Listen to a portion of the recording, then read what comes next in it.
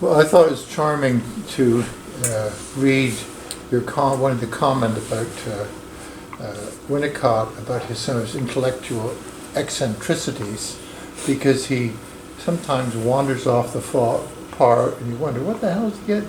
He came back, and he's still semi-contradictory, but still has a point. Yes. And I like that you gave some freedom to talk about, this is what he's like, but we're not expecting people to be godly right. and perfect in their musings. Right. I mean, I've always thought of Winnicott as more like an artist than a scholar. He didn't worry about being systematic or even consistent. Like, you can't peg him. Is he a Freudian? Is he a Kleinian? Is he a proto-Cohutian, relational? And it's not as if he started out as something like a classical Freudian and then moved on to being a Kleinian and then moved on to being a self-relational. No, because in the same year, he'll write a Kleinian paper and a self-relational paper in the same year and not feel any real inconsistency, because he's more like a painter. Like, he sees something and he paints it, only he's painting in words and trying to describe his clinical experience. And what he's painting is very close to the kind of thing that Klein writes about. And then in the same year, he'll paint something else that is like Stephen Mitchell or the relational, Jessica Benjamin or someone like that. And at the very end of his life, he writes this orthodox Freudian text called Human Nature, in which he's going through the libido theory, oral, anal, phallic, Oedipal. After all of his stuff, the sentences that he wrote, that it looks like Heinz Kohut almost plagiarized. I mean, there are sentences in Kohut that look like they're almost entirely lifted from Winnicott's, or certainly he's saying the same thing. Whether he's lifting it or not, I don't know, but it's awful close. So he just didn't worry about being systematic. Now, I think it's a good thing for scholars to be systematic. I admire Freud as a systematic thinker. I mean, Freud knows when he's drifted into contradiction, and he feels compelled to resolve the contradiction. He says openly, I thought that repression caused a damming up of libido, which broke down like wine into vinegar, only it broke down into anxiety. So repression leads to anxiety. Well, I got it backwards. It's anxiety that leads to repression. So Freud feels the need to overcome contradictions, and he's always trying to fit things into an overall systematic theory, which is what Marxists tried to do, and other grand theorists. That's scholarship, right? Winnicott doesn't. I'm not faulting him for it. He's doing something else. He's like, he sees something and he kind of writes it up, and he leaves it for the scholars to figure it all out, He's just too busy trying to capture what he sees, which is because he's seeing things based on his clinical work, and he wants to capture it. It's a different style of intellectual functioning. It's brilliant. I think his papers are brilliant. But it's very challenging to you can't sum him up. Who was he really? Was he really a Kleinian? Who knows? Who cares, really? I mean, the point is he saw some things and he described them brilliantly. Right. Yeah. That's a good clinical way of working. It wasn't Freud's way of working. Freud really worried about, he tried to capture what he saw clinically, but he tried to fit it in with his overarching theory, and sometimes he really went astray because of that. Take his case study of little Hans.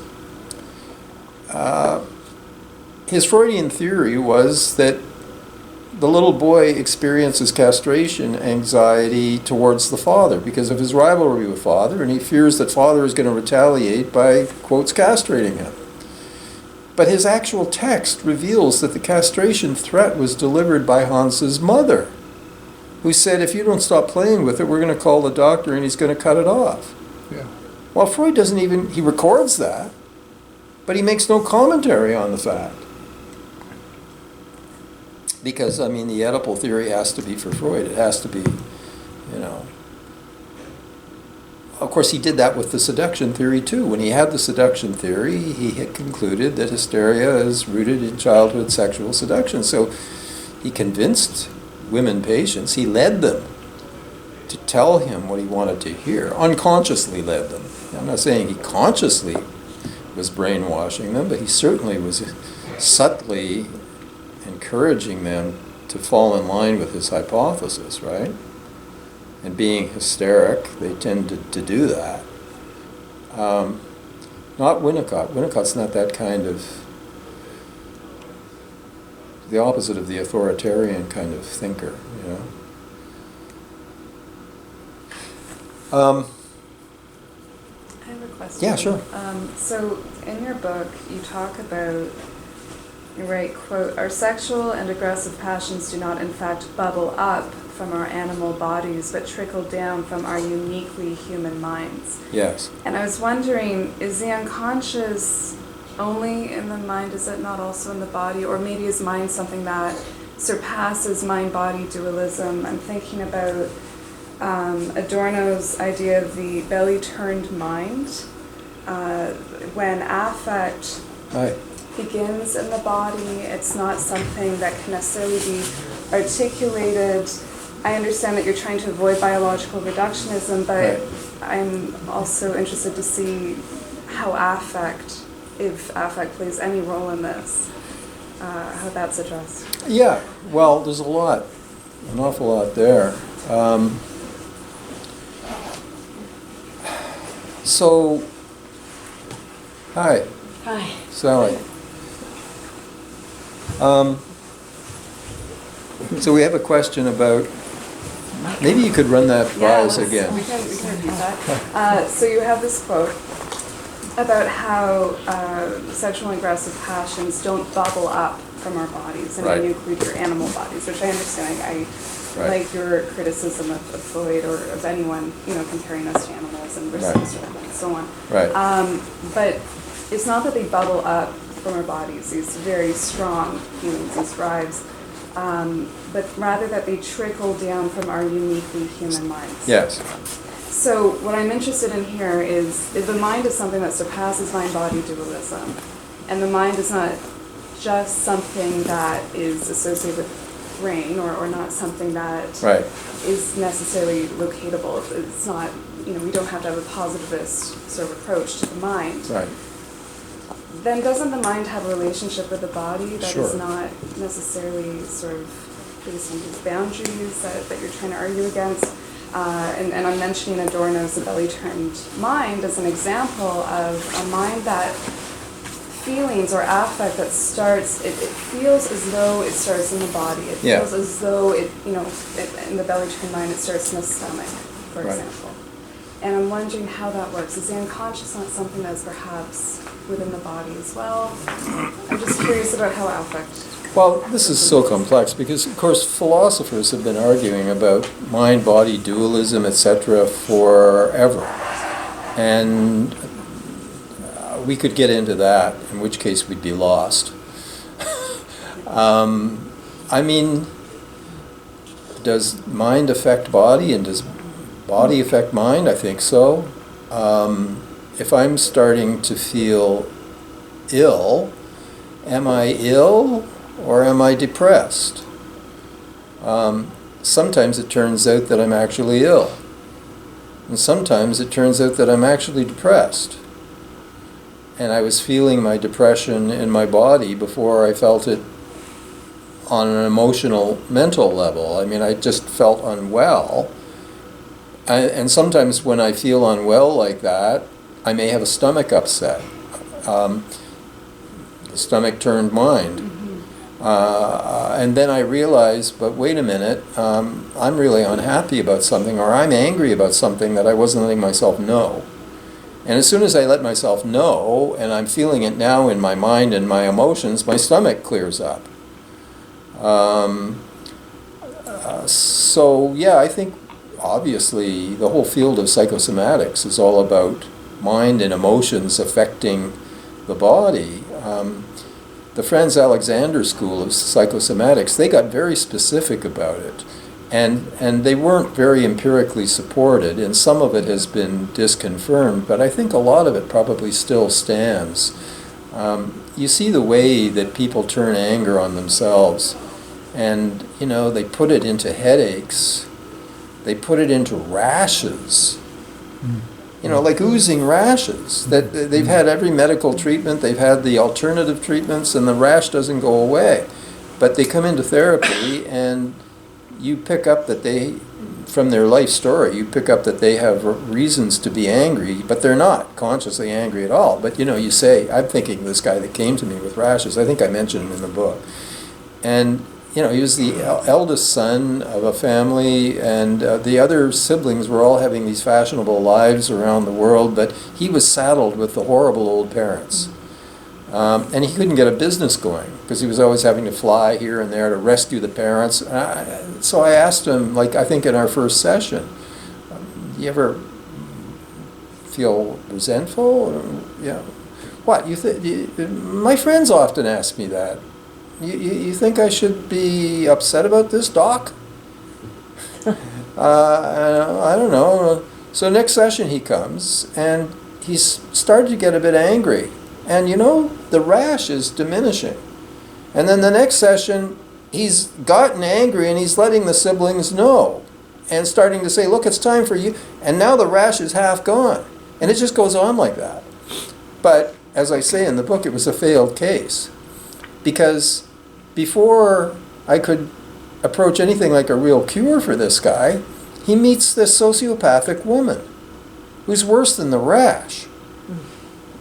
And I can't get him to see this. She's exploiting him, she's maneuvering and manipulating him, and he can't resist this rash. So, he had a profound self-destructive leaning.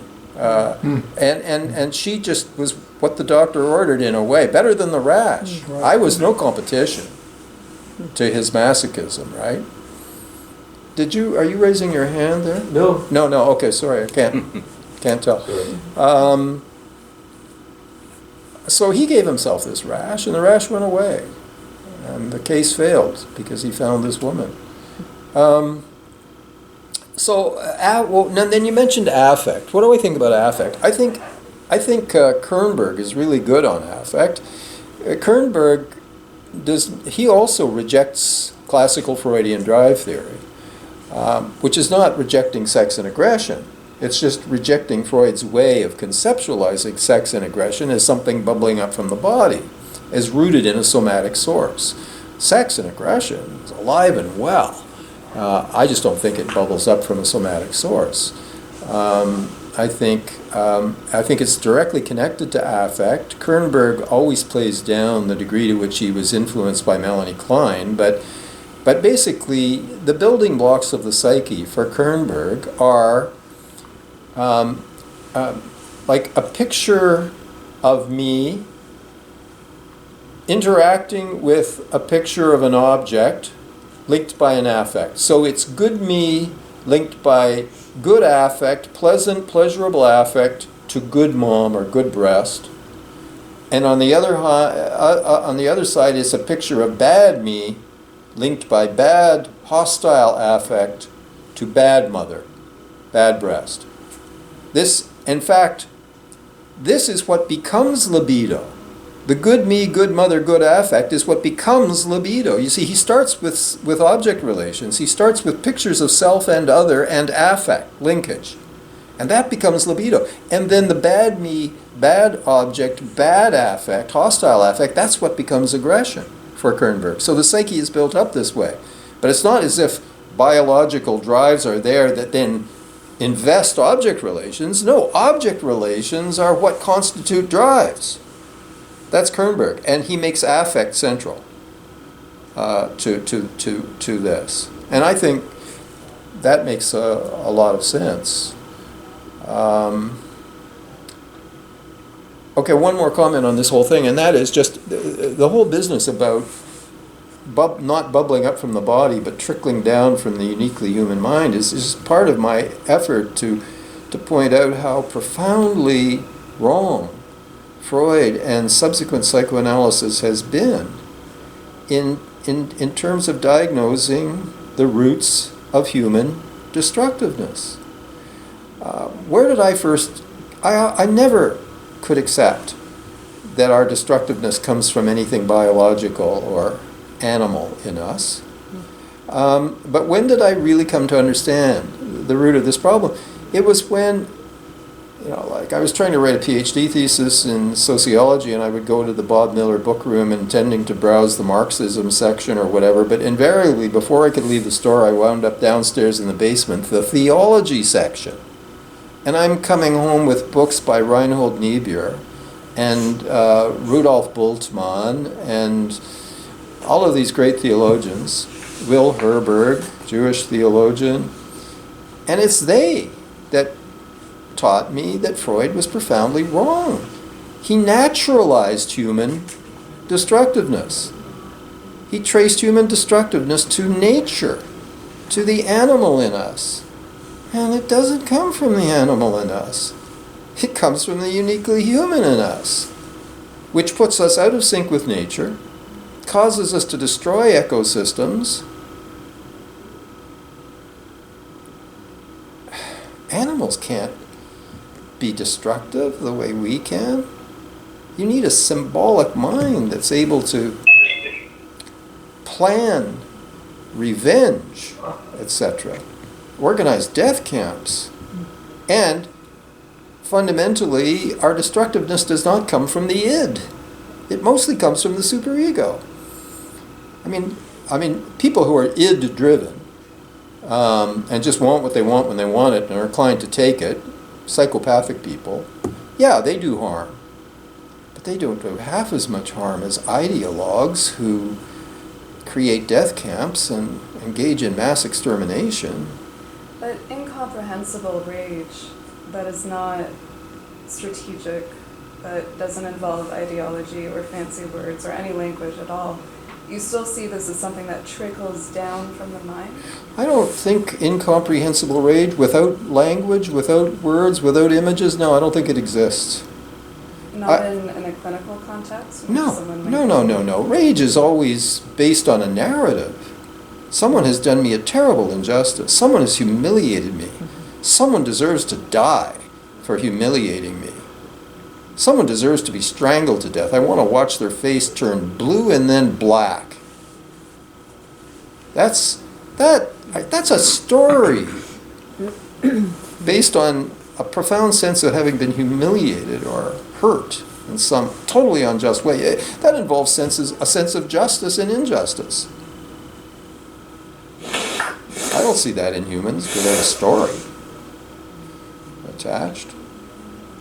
I mean, I guess it depends on the age. I mean, a raging, angry baby that's like a month old, well, then we haven't entered into the realm of symbolic functioning. I don't think we get into symbolic functioning until sometime in the second year of life. I used to say 18 months because Piaget dated it 18 months. But nowadays, I think people are finding it happening much earlier in the second year of life, when finally you're able to imagine what is not the case, and you're able to begin to pretend and to lie. I always talk about how I gave Nick his baths and played with the rubber ducky, and at a certain point he got tricky. And he started trying to, deceive me, peekaboo. But that's symbolic functioning kicking in somewhere in the second year of life. Then you become human. That's the fall of man. That's what Kierkegaard is talking about when he talks about Genesis. It's not history, it's a myth, and it's a beautiful myth to describe what happens to every child when we fall into symbolic functioning and we acquire self-awareness and therefore shame. They fashioned fig leaves to cover themselves because they knew that they were naked. And they're kicked out of Eden, and a flaming sword is set up at the east to prevent re-entry. And throughout the 1960s, I tried to re-enter with ever larger dosages of LSD, and I never got there, because no one gets there again, except in moments of grace, which last a few seconds. But don't you think that there's a territorial aspect to animals? There's animals will ruin ecosystems. If you get a population of deers, they're eating through New York, they will kill somebody or kill some other rival member of their own species. Right. They have a pecking order completely. Oh yeah, so animals have try pecking to come, orders. even if you're at the second from the bottom, if you try to come around that pecking order, if you've ever had dogs, Oh, I know. they'll growl and they will bite and they want to keep their place in the pecking order. Yeah. So there is a kind of instinctual aggressivity. We don't see it because we put them in cages and castrate them and then say, oh, what a nice little pet. But really, they live lives of predation and they live lives of aggressive territorialness. Sure. So I don't know that, they're all angels in pink underwear and we're the devil incarnate. I think there's a kind of there is a truth to, there's an instinctual drive, that instinctual competitiveness Sure. that we feel, that maybe at the bottom of our envy. And Oh yeah, I think so. But they can't symbolize it. They can't build on it. They want to kill, but they can't build death camps. They want to kill, but they can't create atom bombs. Thank the Lord.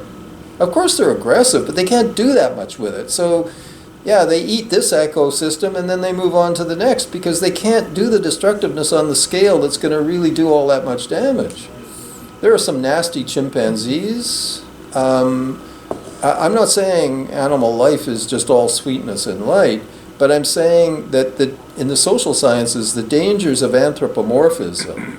Now, of course, the critics of anthropomorphism, now we all have to anthropomorphize. Our babies would all be autistic if we didn't anthropomorphize. And by that I mean projecting human traits into a place where they are not. I mean, babies aren't human, like empathize in a way. Yeah, they're not human yet, in a full sense. They are unlike any other species because they're potentially human. A chimp is not. Remember those things that psychologist raised a chimp and his kid, and raised them identically, and it was very sad because the researchers thought that they would turn the chimp into a human, and at a certain point the chimp hit the wall and couldn't go any further, and they had to send him back to a zoo. Okay, very sad. But whereas the child just took off because he entered symbolic functioning and took off. But anthropomorphizing, we project onto the baby states of mind and intentions that the baby cannot yet really have, doesn't have. But only by doing that does the baby develop mind. We project mind where it doesn't exist, like into rivers. Primitive people project a river sprite or a river god behind the river, and there is no god there, okay? But we project into babies, and there is no mind there yet. But it's our projecting that helps develop the mind in the baby. So we would never enjoy our pets half as much if we didn't anthropomorphize them. Mm-hmm. Now, on the other hand, the critics of anthropomorphizing went too far and started radically underestimating the intelligence of animals. It turns out that animal species are far more altruistic and social and mutually supportive and all kinds of things than we thought. So there's two errors. One is to attribute too much mind, and the other is to attribute too little mind. And both of those errors have been common in psychology and social science, it seems to me, and it's hard to find that middle ground where we get it right. But like I've got a pet. I got a pup. Okay. Right. And we had a lab, and she was a very passive lab. And after 12 years, we had to put her down. And 6 months ago, we went and got what we thought we were buying a lab, but it's a mix. I think it has either bulldog or Rottweiler mixed in. Okay. And now it's more lab than Rottweiler. It doesn't look like a Rottweiler. It looks like a lab, but I'm telling you, it's got the chest. And it just wants to go, go, go, go. It's so full of energy. And it will nip, and it will bare its teeth. And a couple of times it's scratched some people. And my son has been reading all about this, and he knows he has to establish dominance. Now he's a big guy. He's about 6'3" now, and he works out. And he has established dominance. The dog is afraid of him. He hasn't hurt the dog, but he just screams at the dog and stamps his feet. And the dog, one time it nipped him, and he picked the dog up and he flipped it over, and the dog landed on the ground. And since then, he's been quite obedient. Who's the boss, right? I mean, so now I'm a little weaker, at my So you're age. number 2 on the pecking order. Yeah, exactly. He doesn't obey me quite so much. Now we got that. He used to pull me around the block. The dog is so energetic; it just wants to go, And I got it on a leash, and it's half. The poor thing is being strangled by the. We got a harness. We got a harness, and now you can actually walk him calmly because the harness won't let him pull straight ahead, and so we're getting somewhere. But do I know about the passions of animals? But my only, I mean, it was following up on this aggressiveness that bubbles up from below. Yeah. Because, I mean, wouldn't that sort of support this kind of theory that some kinds of aggressivity, not death camp aggressivity or atom bomb aggressivity, but certainly I know that there's a base level competition. Oh yeah. That's instinctual in a way. Yeah, but you have to distinguish levels. You're trying to make a point, Sorry. Yeah. Michael. I was trying to unpack this a little bit. Yeah. And the word instinctual, I wouldn't use that in this case. I'd say that mammals have certain reaction patterns. Okay. And if they're triggered, they move in that direction. Right. But it's a result of an evaluation, not a conscious evaluation, but there's an evaluation in the brain that triggers this fixed action pattern that's released. That's not a drive. That's not something bubbling up from below. Okay. See, urination fits the drive pattern. Urination, because if you don't urinate, something's going to burst. Right. Whereas what he's talking about is an innate, unlearned reaction pattern, which is triggered by certain circumstances. Unlearned. Unlearned. It comes on. It's part of the package. But yeah, it's kind of like Jordan Peterson's lobster. Don't know about that. You know Jordan Peterson? Well, I know who he is. Yeah, but try to he's avoid him as famous, much as like possible. The first rule of Jordan Peterson's 12 Rules of Life, Yeah. which, by the way, I mean, I absolutely, don't get me started, is that you're a lobster and you're defining your lair. And the lobster stands up straight, so you're supposed to sit up straight because then you get the lady lobsters. That was his first rule of life. Sit up straight. But there is anyway, the point is that he profound. cites these, and of course these are psychologists, and they cite these actual studies of lobsters that they have this territorial aggressivity, and the successful ones aggressively attack their territory, protect their territory, and they have more little lobsters. But see, in the Or something like 1960s, there was a whole trend. In the end. Michelle, okay. Sorry. On the talk shows in the 60s and 70s, these guys would show up. Robert R. Dree, the territorial imperative, okay? Right. And so it turns out that lions and cats define their territory by going around and urinating around the boundary. And if another animal crosses that boundary, then there's going to be war. trouble, right? And so he goes from there to the Arab-Israeli conflict Okay. in the Middle East.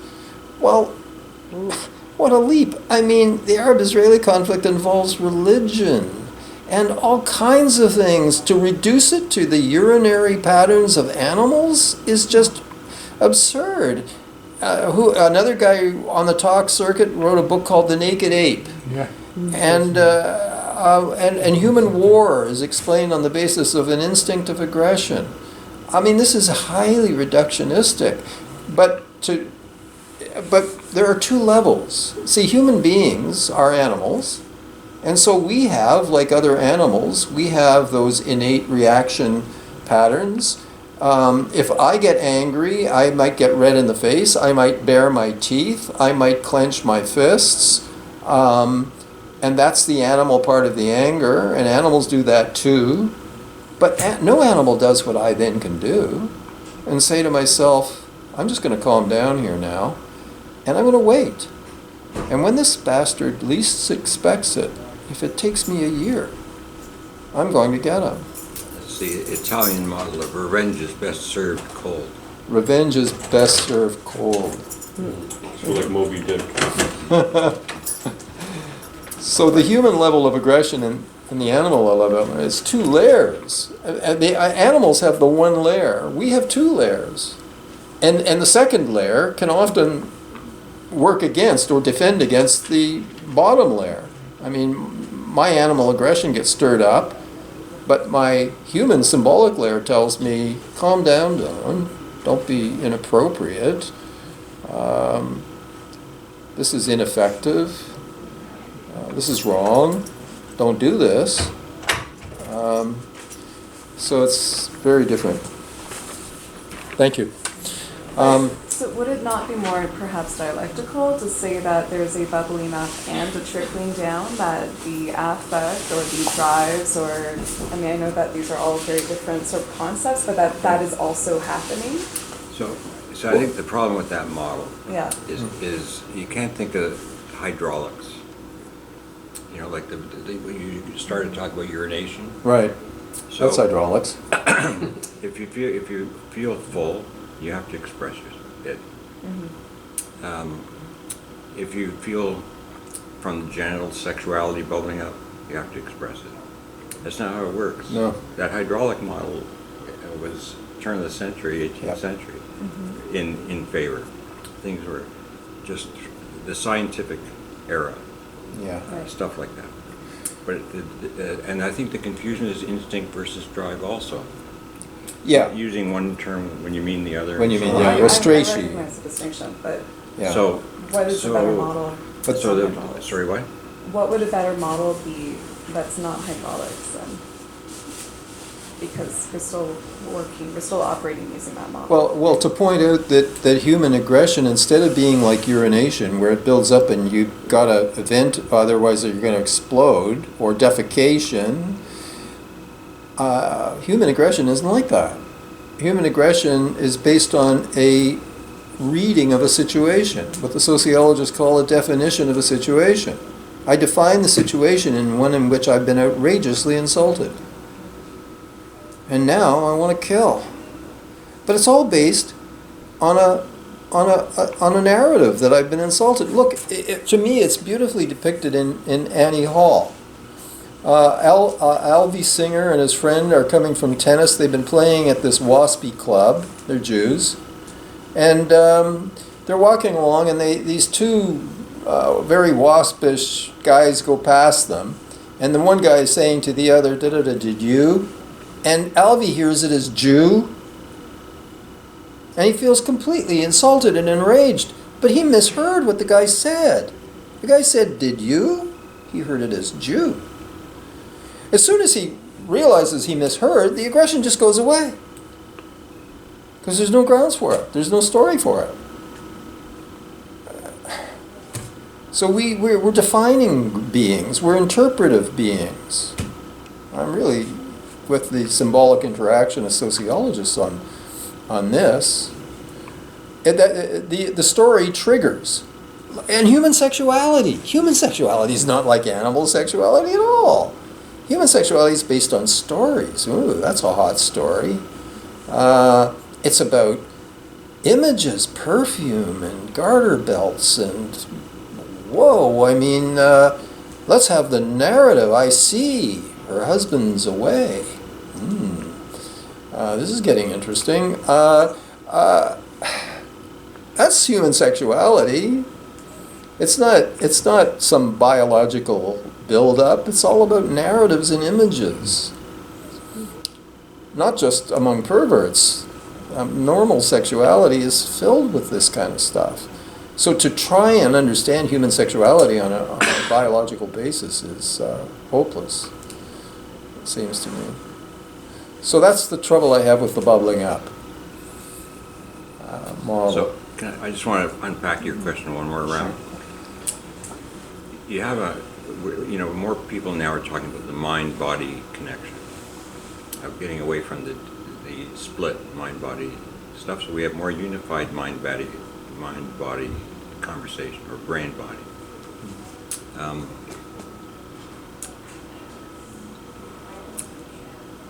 So in the belly mind thing, there's now there's more people who are aware that what happens in your gut affects your serotonin in your brain, for example.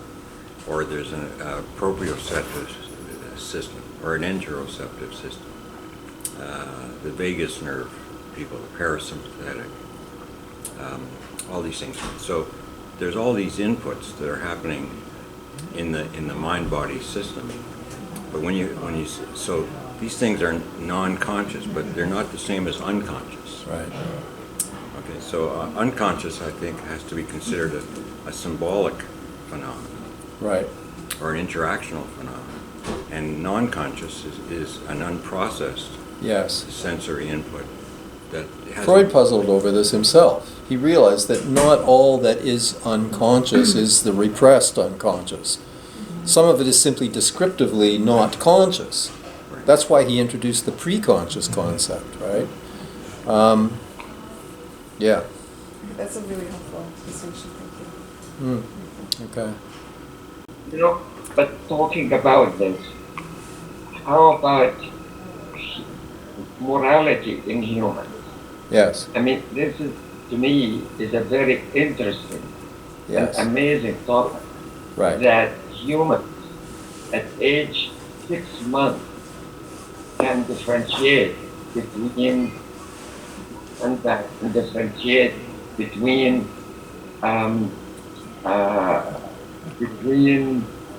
moral and immoral behavior. Yes. And punish for it.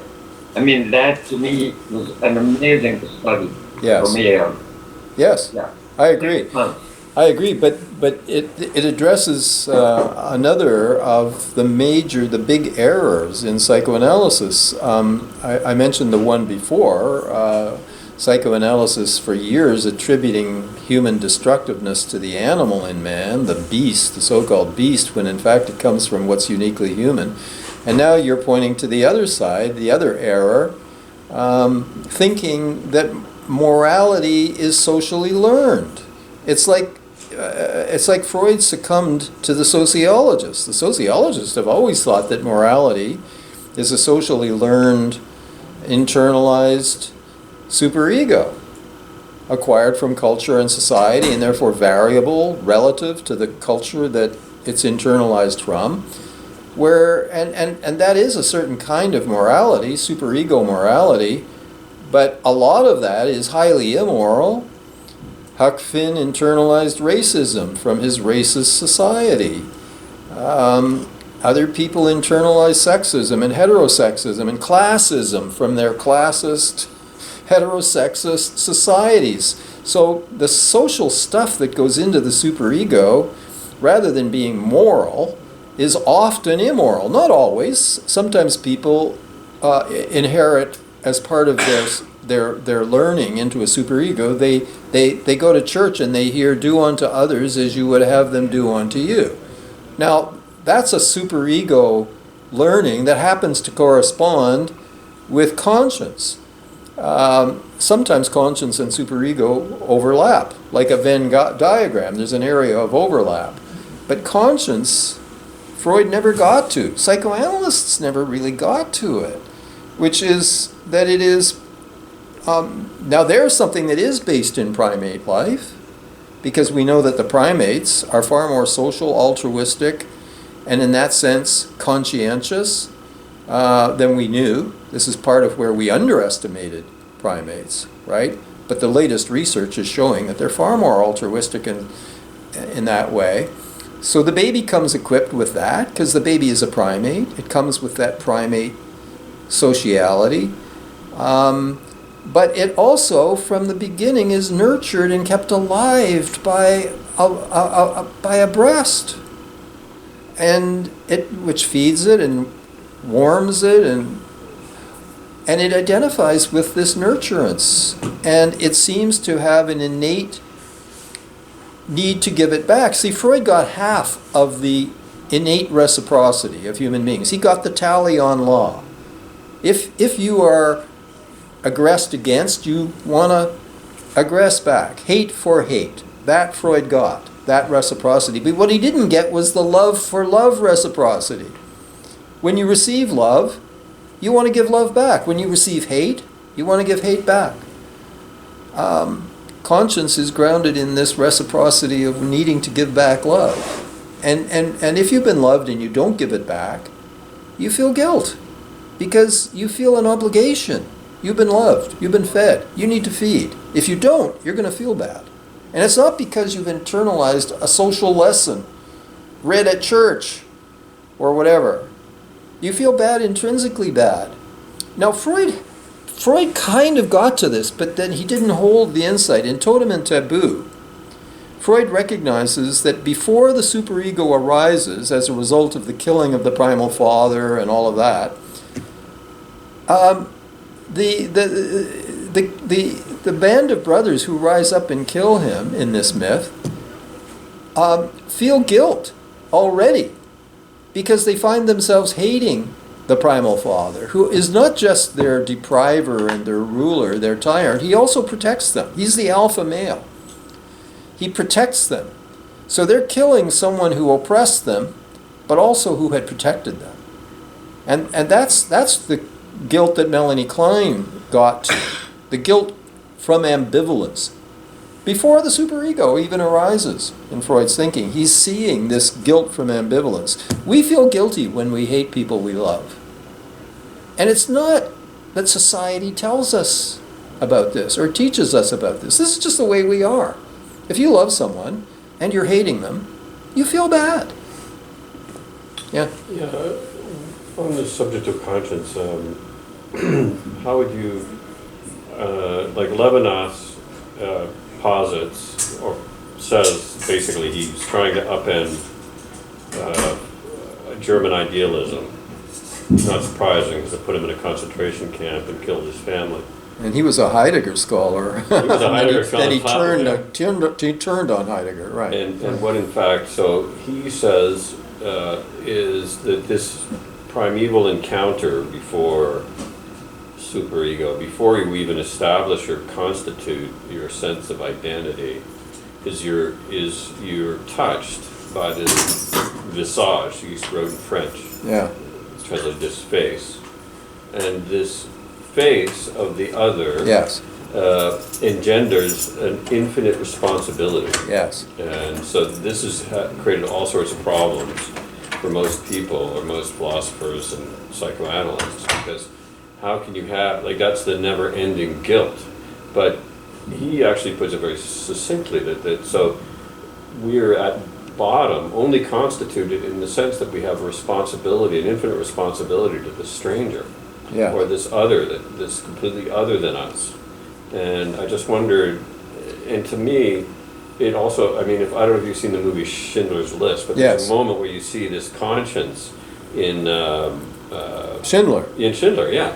Exactly. He I'm trying to starts think to of Liam Neeson, use yeah. his factory to protect. Yeah, and there's this thing, this penny drops. I mean, Spielberg, captures it beautifully. Oh yeah, totally. But it's an infinite responsibility. Yes. He doesn't want it. He doesn't want the responsibility, but he glimpses it, he sees it, and he has to go with it. Right, and that, to my mind, is like the infinite responsibility. He feels this infinite responsibility Yes. to the other.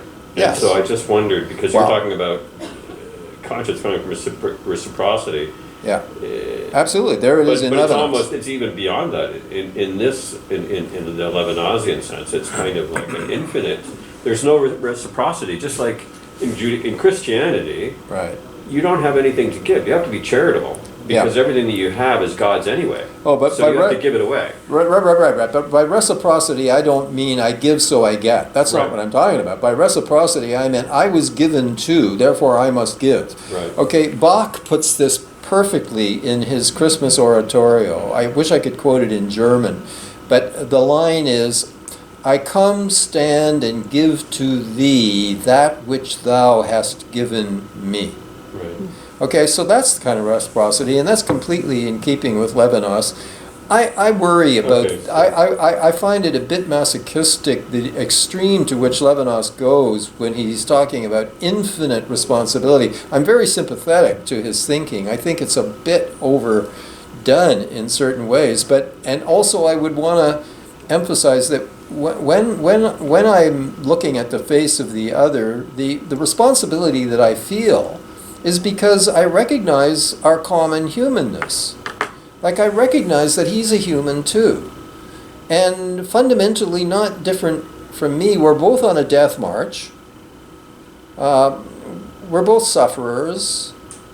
Yeah, I guess you're going into contractual language now. You know, Oh, I don't know whether it's contractual. Or you're saying I'm looking at this guy and he's sort of like me, so therefore it's sort of Kantian. Well, I have a categorical imperative to do what he would Well, do. it is a category. Yeah, okay, I will go with so Kant on the so categorical you see, imperative. this is where I don't understand Levinás, and I'm not preaching, except I'm touched, but I'm not. I don't. Well, it is understand extremely touching. It's It is, extremely- and he And has he's something. hit a truth.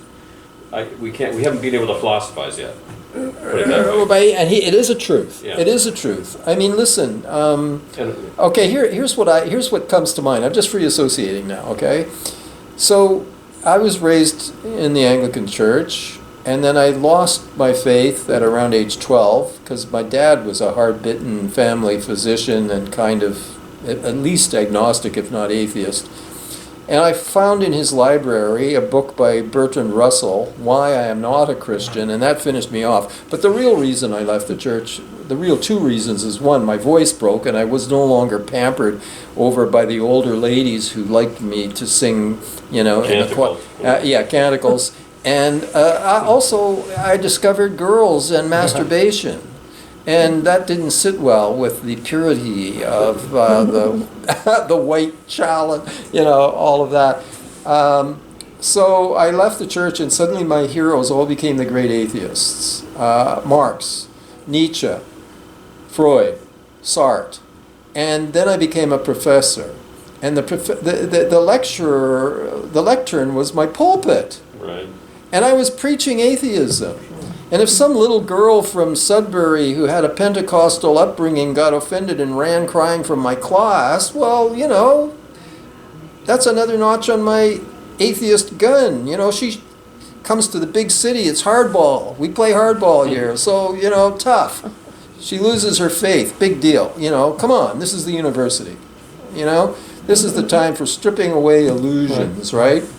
Okay, but then one day, showing up in one of my classes at Glendon was this black missionary nun. And she was a wonderful person. And she had these big eyes. And she sat there and she looked at me. And I could see that she really liked me. And she was just sitting there forgiving my bullshit. She sat there and forgave me for all my attacking, aggressive behavior. She saw through it. Do you know that, or is that just your projection? It's probably, well, I actually did know her, and I met her, and that's who, I don't think I was projecting too much. Okay. I don't think I was, and I didn't want it. I didn't want this loving acceptance and forgiveness, because I was angry, and I didn't want to give that up. I didn't give it up until some years later. She didn't reconvert me to Christianity, but I never could quite get over the experience with her. She filled me with guilt. She wasn't trying to guilt me. She was just forgiving me, and I felt the guilt because she was so forgiving. I mean, on some level, I knew I was wrong. On some level, I knew I was just an angry guy who was indulging his anger inappropriately. It took me some years later to come to recognize that. But that I'm talking about her face. You're talking about the look of the other, you see? It wasn't so much that I felt an infinite... So that's where you were going with it. Yeah, that's where I was going with it. It's not an infinite sense of responsibility towards her that I felt, but her face got through to me in some fundamental way. The other, I wondered if you thought, since we're on the subject of aggressivity, if this is the second stage of Lacan's mirror stage, Right. Or mirror stadium. What your thinking is on that? Because I mean, his idea for the kind of the basis of our aggressivity. First Yes. of all, I encounter my mirror, and by the way, for our Skype viewers, he's exactly backwards. So I'm looking at you, and up there, here you're here, and up there you're here. It's kind of curious. Oh, I see. Okay, Yeah, inverse image. Yeah, you're an inverse image, Yeah. which is what happens Okay. with the with the mirror stage. Right. Is that, you see yourself, the baby sees himself or herself in the mirror. Yes. And has this aggressivity Yeah. because, there's another one just like me. Yeah. And then the way it's resolved in the first stage, the mirror phase, is you identify with this specular image. Yeah. Which is, Lacan actually puts it upside down and backwards. Right. So that you actually identify with this imaginary image of yourself. But then what happens, you leave the mirror stage, you go to the next stage, Yeah. and you're in a room, and there's all these other symblobs, he calls them, these other people Yep. who kind of look like you, know. Yep. And This is chapter 2 in Écrit. There's chapter 2. Yeah. And so you precipitate an imaginary social I. Yeah. There is an imaginary Marty who is in rivalry with everybody, and so this becomes the whole social game Yes. of imagined rivalry. Yeah. And this is the basis of that's who gets insulted by Yes. being called a don't you or whatever. Well, you see. So I just wanted to say that's what Lacan did with Freud's aggressivity, and Yes. that's where he anchored. And I just wanted to see whether. I agree with him. Okay. You see, that's for me is a much more plausible theory of the origin of human aggression than any talk about an aggressive instinct. He's Right. not talking about something that bubbles up from the biological whatever. He's talking about an aggressivity that comes intrinsically to the social. Right. Because I Or reckon from the social. From the social. Yeah. It comes from the social. Now, backing off a little bit on Lacan. First of all, there's zero empirical evidence, and what an error Lacan made when he started talking about pigeons and chimpanzees. First of all, there's questions of some questions of He knows the 50s. well, he was just trying to build a reputation and trying Well, that was the to. point. I mean, that way he got over that. Trying to sound scientific, but it was a huge mistake. I mean, Freud. But there are. I mean, apparently there are pigeons who only sexuate when they see another female pigeon or something, or another pigeon. I mean, that's. But anyway. Apparently, the research on chimpanzees and so on doesn't really play it out, and there's very little empirical evidence to support an actual mirror stage. Now, I'm not saying this because I'm an empiricist or a positivist. I'm saying this because I think he made a silly mistake. He should have followed his hero Freud, who went to Shakespeare and went to myth. He went to Greek myth. He went to Oedipus, and he went to Narcissus. So, I mean, Lacan shouldn't have messed with pigeons and chimps. He should have simply gone to Greek mythology and talked about the myth of Narcissus, because I think the idea of the mirror stage is, if you interpret it not as empirical psychology, but as psychoanalytic psychology, it makes enormous sense. Well, he had not much good things to say about psychology. I mean, this whole idea of evolutionary psychology, which is just the biggest fantasy. Oh, totally. And that's real reductionism. yeah, it was just ridiculous. How do we know? We were social animals 1,000 years, 1,000, 10,000, 20,000. Who cares? Like it's right. But I don't. So anyway. But the mirror stage, this idea of falling in love with our image, and it's a false image because it doesn't even truly reflect us, and so it's idolatry. So we haven't talked about. We're getting into Lacan. He was a Roman Catholic, and his thought is profoundly Catholic, and most Lacanians do not want to hear this. They don't want to know about this. But he was profoundly Catholic. I mean, in the name of the Father and the Son and the Holy Spirit. I mean, the guy is Catholic. And so, therefore, the Bible says, thou shalt not worship graven images. Oh, that's the specular ego. It's a graven image. We spend our lives worshiping, it says Lacan. We're busy polishing our images. Meanwhile, it's a dead thing. It's a dead thing. And the living subject, which bears parallels to Winnicott's true self, the living subject is, we're ignoring it. And our lives are slipping through our fingers like sand while we're worshiping and polishing our images. Well, this is brilliant. It's true. That's right. This is the biblical critique of idolatry. Lacan is just following in the biblical vein here. And he's making a big distinction between the specular ego and the subject. The subject is the living being on the level of our living our lives, and it's being ignored because we're obsessed with this image. And how do we break out of this? By castration. The acceptance of castration is my recognition that I can never be this image. This image is always not me, and there is this gap that is opened up between me and the image. That's a cut, that's a castration, and it liberates me from the image. And now I can start to live as a subject, and that's a liberation. And so he defines the cure as acceptance of castration. This is early Lacan, but I think it's brilliant. But I just think it shouldn't be confused with anything empirical, you know. But I think it's Well, I don't know profound. what you mean by that, because, I mean, it's psychoanalytic. It's not... Well, I mean empirical in the sense of pigeons and chimpanzees. Oh, It's right, irrelevant. well, that's, yeah, I mean, that was just one reference in the... That, yeah, in that sense, sorry.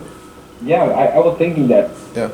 this passionate subject about mirroring, or the mirror stage, which is present in Winnicott and Lacan, Yeah, absolutely. in self-psychology, I Yeah. think that when you talk about the, let's say, the biological basis of consciousness in terms of social morality or reciprocity, I was thinking rather of, for instance, how in the crossroads of different perspectives, for instance, Donald Stern, or affective neuroscience like Kendall or Pankit, for instance, how like empathy develops, theory of mind, and mirror neurons, like such a recent discovery. Yeah. I mean, in terms of how this is built in our primate, how you said, primate hardware. Yeah.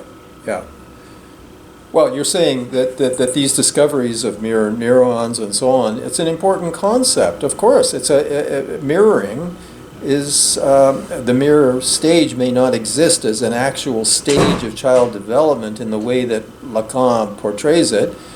Although my wife recently sent me a picture of my grandson crawling up to a floor-to-ceiling mirror. Now, of course, Freud says that. Für da. Right? I mean, Freud is describing his grandson, and the mother has recently gone back to work, and he's playing with the spool, which represents her, and he throws her away, and then he reels her back. But then he plays the same game at at a mirror that's on the wall, but you can crouch down below the bottom of the mirror, and then you can pop up. You can make yourself disappear, and you can make yourself return.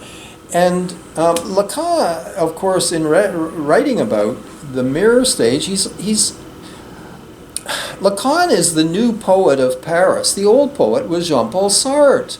And Lacan never wants to pay full credit to Jean-Paul Sartre, but much of Lacanism is Sartreanism, renamed. I thought it was Catholicism. Well, it's that too. Okay. It's that too.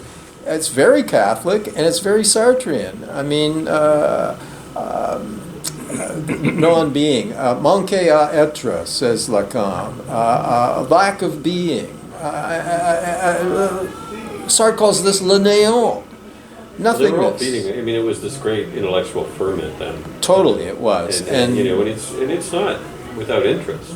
Oh, it's terribly interesting, but I'm just saying that in order to understand Lacan, people should be paying far more attention to Jean-Paul Sartre. I mean, to really get Lacan, you need to know Sartre and you need to know Catholicism. And Saussure. And de Saussure, sure. It's and Levi-Strauss. It's a big mix-up of that stuff. But mirroring, it's a very important concept. I mean, Kohut took it a long way as a technique of mirroring. But that's in a clinical setting. That's in a clinical setting, mirroring. Winnicott wrote about the mirror of the mother's eyes, and he and Lacan were in dialogue. Although Winnicott played a big role in Lacan's being kicked out of the IPA as well. But they shared some, they were in communication and shared some ideas around mirrors. But Well, that was his first big paper, I guess, the mirror stage. the mirror stage, yeah. Yeah, for so sure. it was in the air. Yeah. And I think it captures a psychoanalytic truth somehow. Oh, for sure it Can I does. throw something else into this thing? Mhm. We're talking about important paradigm experiences. Yeah. One of them, of course, is the classical Oedipal experience, where you see Laius squaring off against this stranger, Yes. and they want to kill each other. Yeah. one is going to win. Yeah.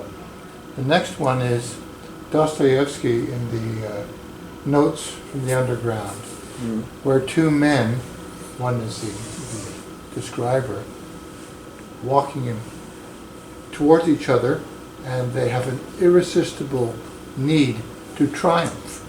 It's like a sort of a John Wayne High Noon shootout.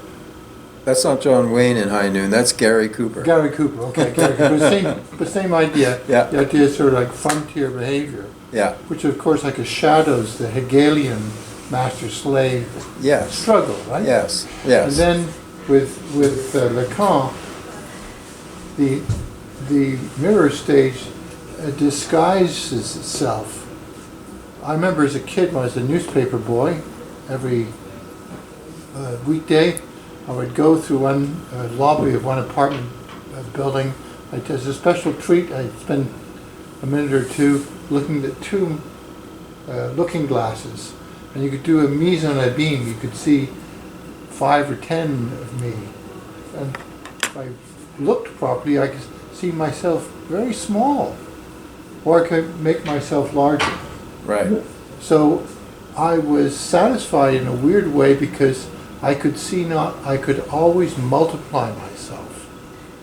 And that's the paradigm that I'm talking about, which is that each of us has a néant experience that Sartre was talking about. Do I even exist? Am I existing more because there's an other? Uh-huh.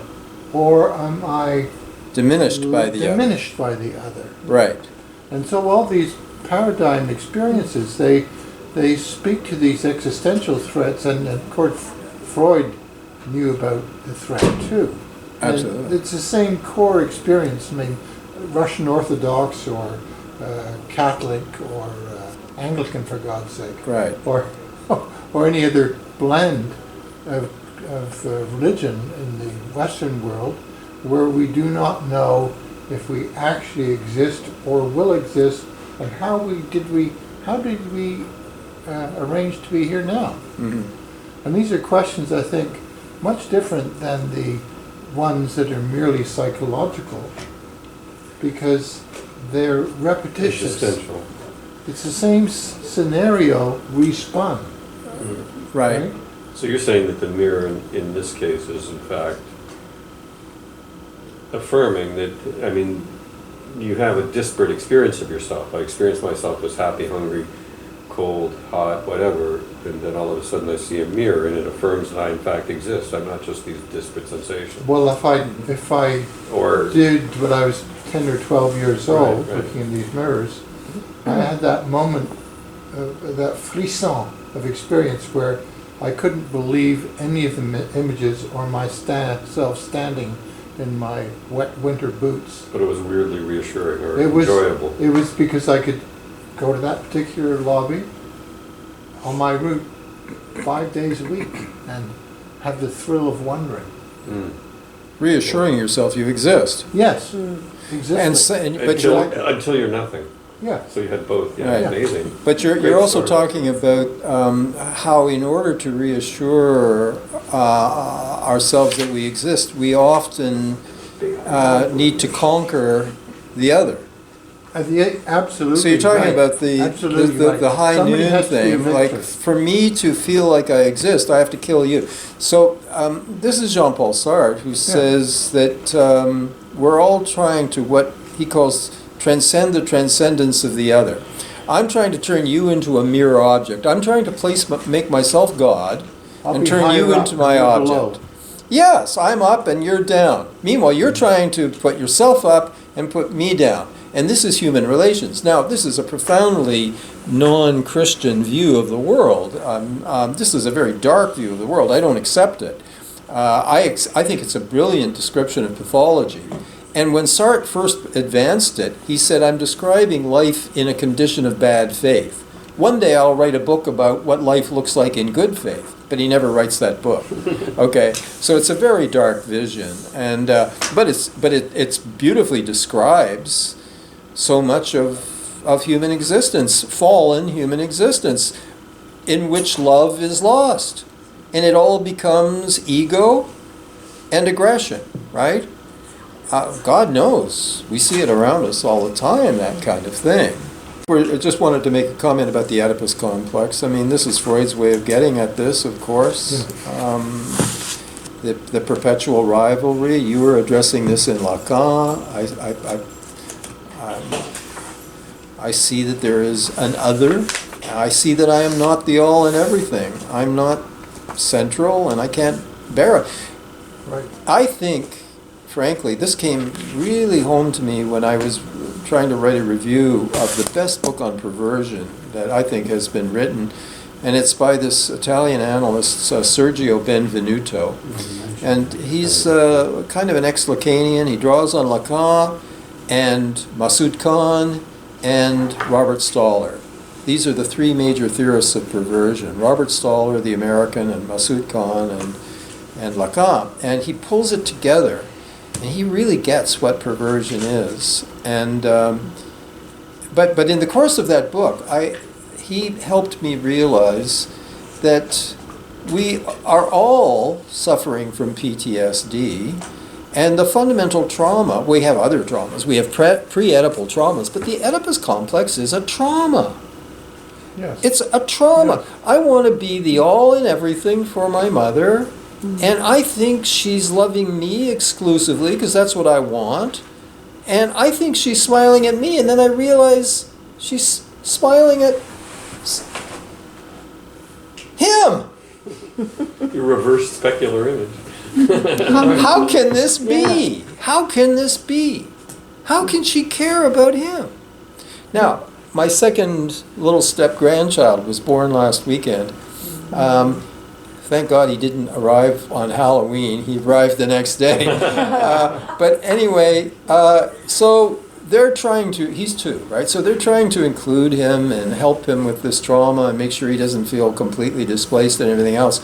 But in the hospital room, mother's holding the baby, and he's got, I don't know what it was, some soft thing. It wasn't going to hurt the baby. It was like maybe a piece of paper, a small soft toy or something. But when no one was looking, he thought no one was looking, he winged it at the baby. Right on. And it went zooming past the baby's head. At 2 years old. At 2 years old. He wings it, here's the interesting thing. As soon as he throws it, and then he immediately looks at my wife, his grandmother. Like nobody else Yeah. has done it. Like, I didn't do a thing. Well, he's watching her face. Yeah, He's yeah. looking at her face. And she is helping build a superego, because she just gives him the stern face.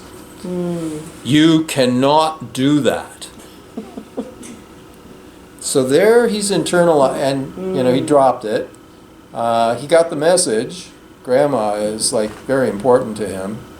So there's superego development, but there's that intrinsic rivalry. You mean there's another one of me? What are you talking about? I mean, I'm just one of a bunch? Coming along here. This is unbearable. This is just unbearable. Was It's- the baby a brother or a sister? Brother. Yeah, that's even worse. You know, when I read that family complex paper, that he calls that the intrusion complex, Yes. I thought that was more important than the Oedipus complex. Well, In terms of impact. doesn't it amount to the same thing? Yeah, it was like a prelude to the main act coming. Yeah. But that was the first flavor of being displaced or And which was the intrusion? What was the intrusion, a sibling coming into the Oh, a family. sibling. Oh, well, yeah. to me The it's all the sibling, same. yeah, It's link, all yeah. part of the same, yeah. The Oedipus complex is part of the intrusion complex. I mean, the Oedipus complex is discovering that you're not the one and only, and you can't monopolize the mother's love, or the father's love, or anyone's love. This is the human condition. We have to share. There are others. And some have a really hard time with that. I think we all do. I think we all do. I mean, who has an easy time with that? Some people pretend.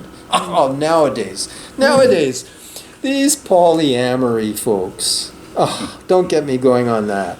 Polyamory. These kids, they pretend that they're okay with their partner sleeping with somebody else.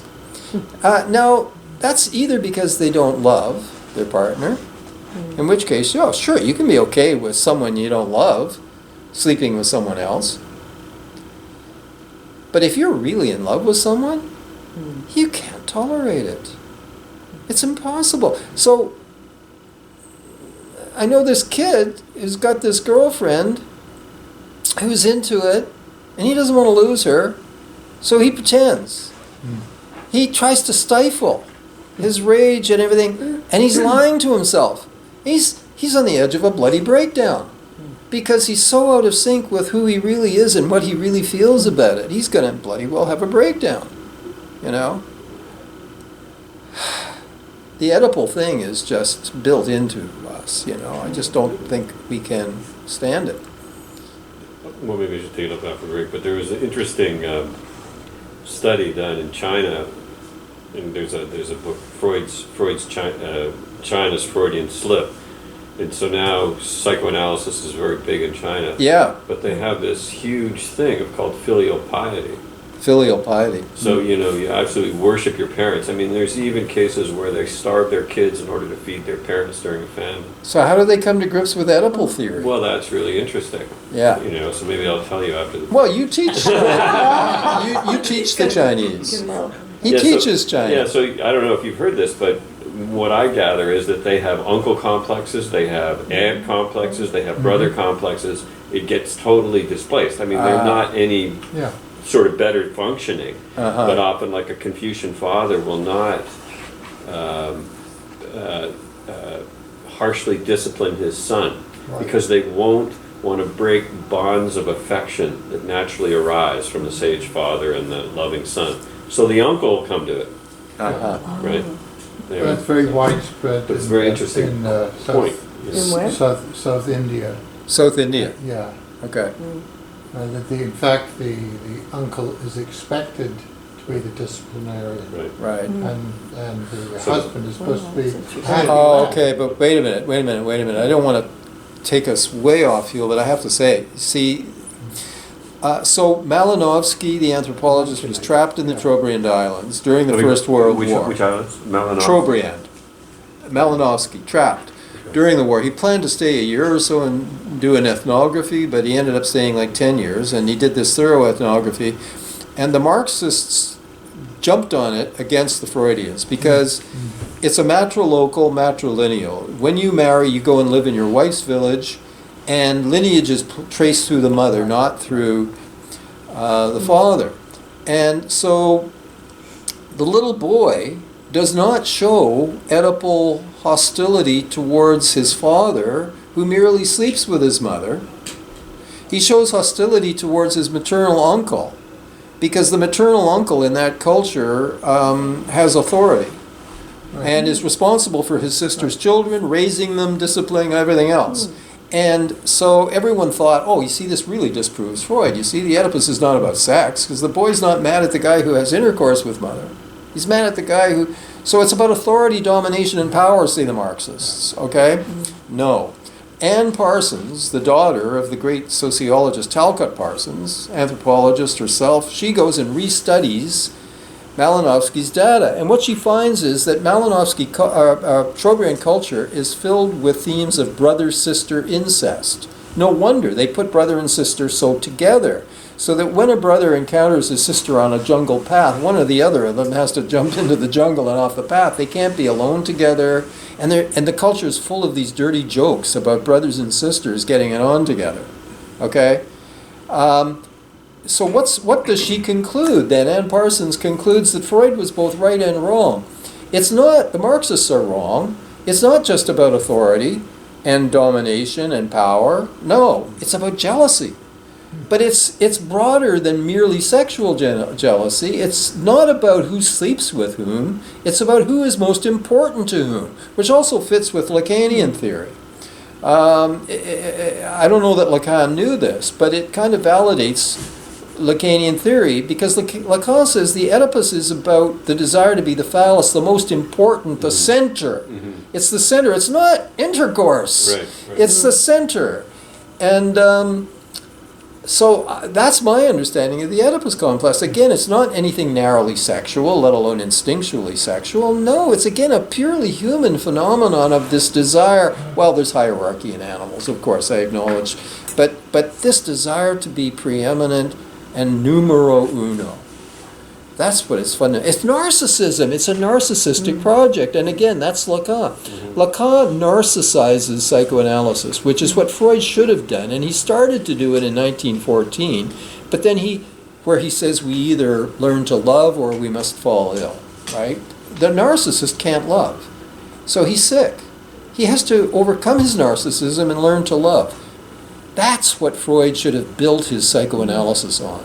And Melanie Klein eventually comes to do this. She says the conflict is between love and hate, or love and narcissism. Lacan also says psychoanalysis is about narcissism, the polishing of the specular ego instead of accepting castration, which is that I can't be the center. But anyway, that's the Trobriand thing. So it's still about jealousy. And I think this jealousy is unavoidable, despite the polyamory people. One of the chapters, we touched on Winnicott earlier, and one of the chapters is called Deconstructing Winnicott. And it sounds hostile. It's not about I love Winnicott's work. It's a great tapestry of ideas. But one of his ideas is a little paper that he wrote late in his life, where, I forget the exact title of the paper, but he makes the claim that there's a part of the self, and I think he clearly means the true self, which must, for him, remain forever non-communicating, incommunicado. He's saying there's a level where we must not be known, and that for someone to know us on this level, he says, and I'm quoting, is worse than being eaten by cannibals. Okay? Well, and yet, he says it's kind of like a psychological rape. You must never be known by anyone on that level. And yet, in medical school, he was raised in a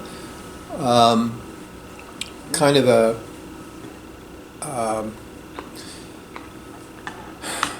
I'm blocking on the name of that particular brand of Protestantism, Methodism. He was raised in a Methodist home.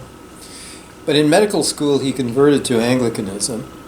And in the Anglican, I don't know whether it's in the service of morning prayer or it's in the communion service, but Anglicans pray, Almighty God, unto whom all hearts are open, all desires known, and from whom no secrets are hid. Okay, that's the Anglican, but what's the Methodist?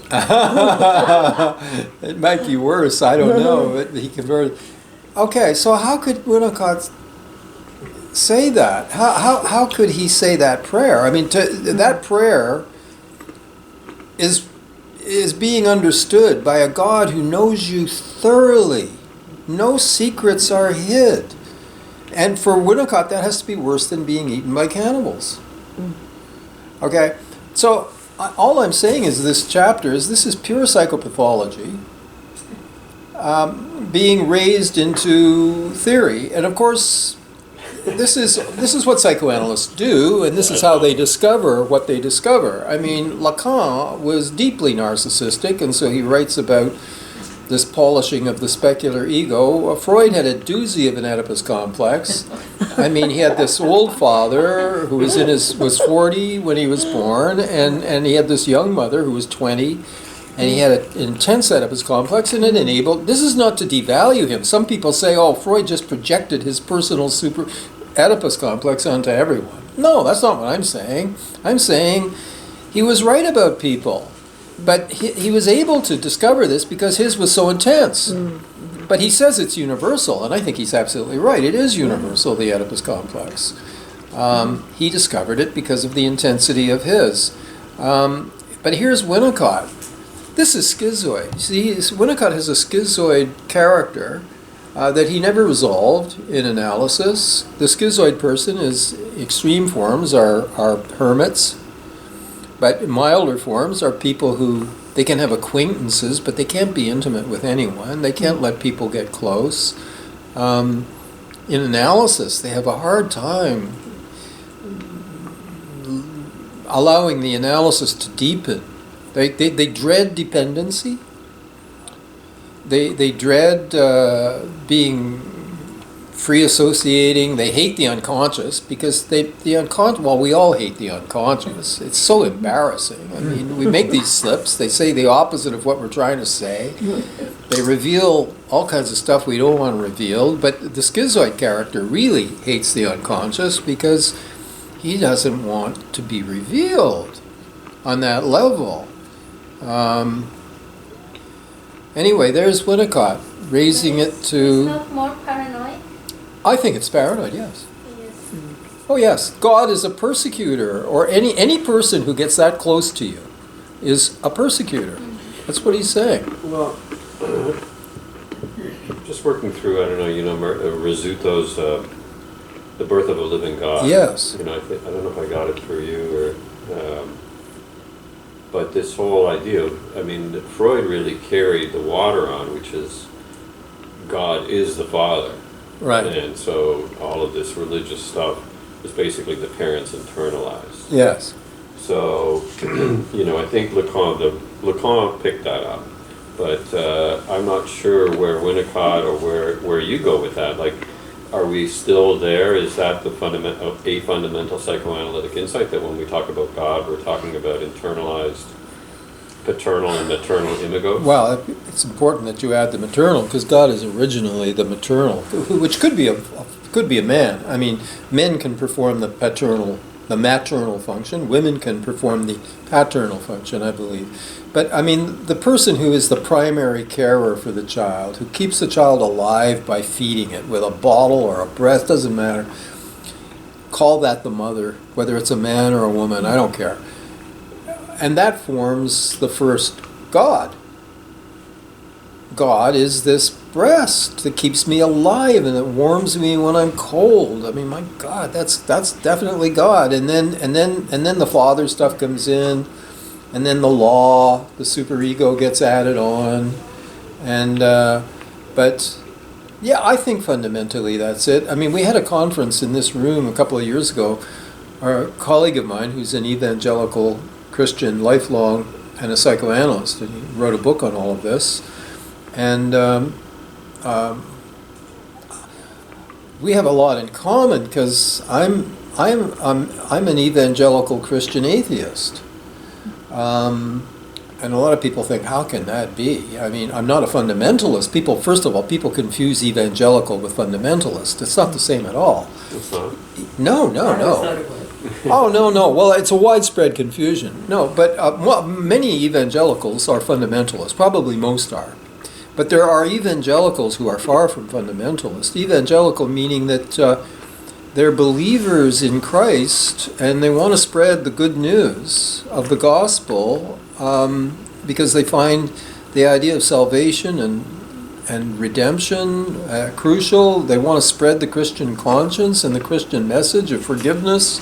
And they're evangelical. They want to bring people to this liberating message. But they're not fundamentalists in that they're not taking it literally. In my case, it's all demythologized. Right, that makes sense. It's completely demythologized in my case. Now, my friend Stephen, for him, it's not all demythologized. He has a streak of magical Christianity. Now, of course, you see, I do too, because I'm Kleinian and I live in PS as well as in D. I don't have the delusion that I live entirely in D. In D, I'm all Bultmann and Tillich and demythologized and atheist Christianity. In D, depressive position. But I go in for surgery and I'm afraid of dying and I'm praying. And I'm listening to Christian gospel. I set my iPhone so that the song that wakes me up is by a Southern Christian singer who's saying, when I die, don't cry for me, in my Father's arms I'll be. Sun and moon will be replaced by the light of Jesus' face. I'm listening to this for the month or so leading up to the surgery, and then gradually, Too revealing, John.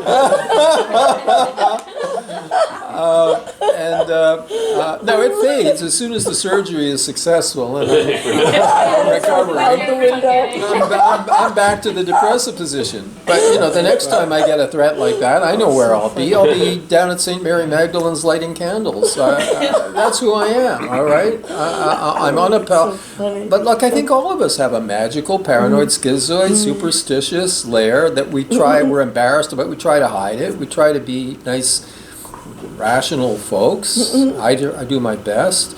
But where was I going with this? Stephen and I are doing a course on this stuff, on psychoanalysis and spirituality. Well, I mean, the real question is,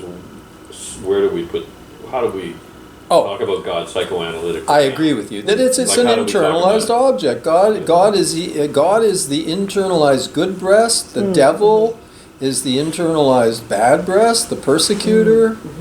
Okay, the superego for me is the devil. Because it's all about hate and rage turned against the self. It was for Freud too. He didn't call it the devil, but he increasingly described it as a sadist, and he saw it as the root of psychopathology. Contradictorily, he also saw it as a good cop in civilization and its discontents, and he never resolved. What is it, Freud? Is it this good cop, or is it the sadist that you find at work in all psychopathology? I mean, he never resolved that contradiction. But to me, superego is the devil, and conscience is the voice of love. If you're Christian, you call it the voice of Christ. I don't care. It's the voice of love. It's the good breast. The superego is the bad breast.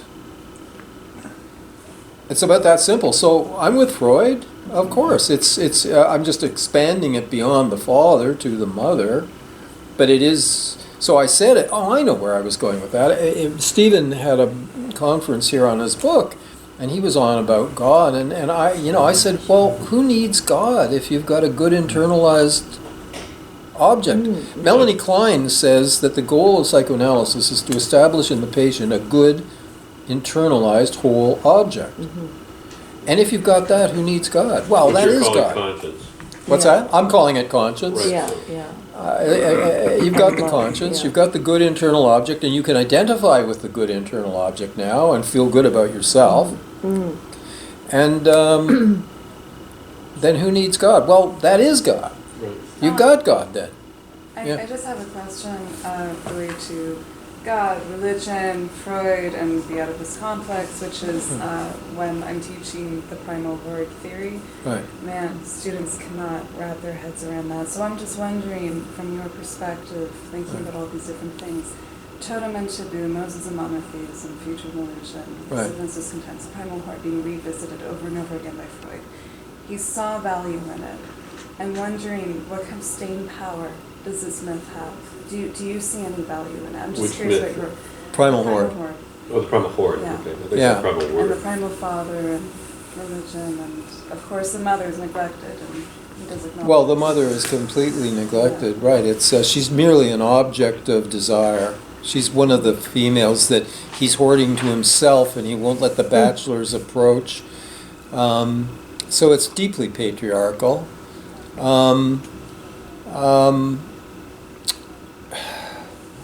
Well, I think it's useful. I mean, look, it's the theory of the Oedipus complex. It's very, from a male point of view, the boy wants to kill the father and the brothers. We want to kill the father and have mother all to ourselves. Of course, when we do kill father, we're looking around at our siblings. Who's going to be the next primal father? Are we going to have a perpetual war of the chieftains? So we found a law, and it's a law against incest and murder. I mean, there's truth in this, right? I mean, Freud puts it forward as if this is the dawn of human society. Well, of course, that's absurd.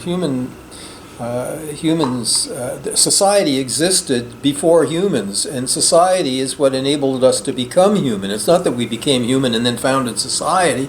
That's an outmoded old social contract theory so it's wrong on that level. But the whole psychology that this is addressing, the Oedipal psychology, the guilt, the idea that society begins in a crime. Well, you know, we come out of childhood inevitably with this sense of guilt because we did want the object all to ourselves. We did hate the other parent. We did hate the siblings. We're guilty about that. The aggressive fantasies, that's why it's so horrible if a sibling dies. Oh, people just don't get over that. Because everybody wants to kill their siblings.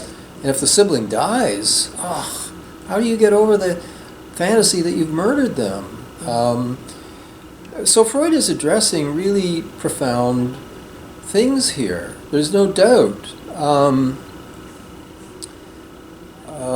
The competition among the brothers, the need to surrender to the law. Now, on another, I find it useful to describe the formation of patriarchal societies, and by a society I mean like the International Psychoanalytic Organization.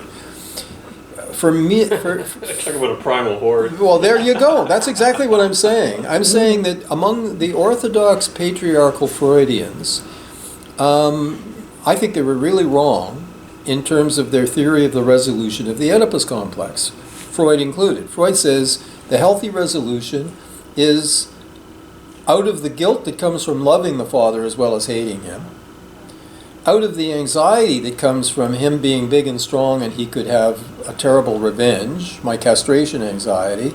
My guilt and my castration anxiety are such that I finally surrender.